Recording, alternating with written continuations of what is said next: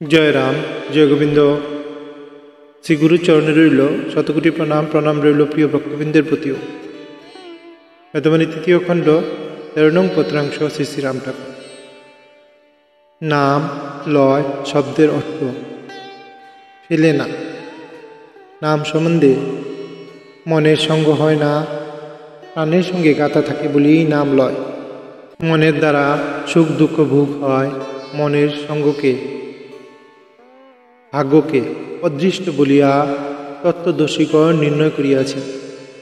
মন করতি পাপানি মন লিপ্যতে পাতুইকে। অতএব নাম লইয়া পড়িয়া থাকাই কর্ম, নাম ধরিয়া রাখাই ধর্ম। মনের দ্বারা যে সকল কার্য হয় তাহা কল্পক্ষয়শীল। নাম চিন্তামণি, কৃষ্ণ চৈতন্য রসবিগ্রহ, নিত্য শুদ্ধ, নিত্য মুক্ত অভিন্ন আত্মা নাম নবীন। নামের কোনো শব্দ নাই, নাম সত্য নিত্য, তাহার কীর্তনই আনন্দ। এই জন্যের লোকে সত্যনারায়ণ বলে। জয় রাম, জয় গোবিন্দ। গুরুর কৃপা জগতের সব মঙ্গলময় হোক।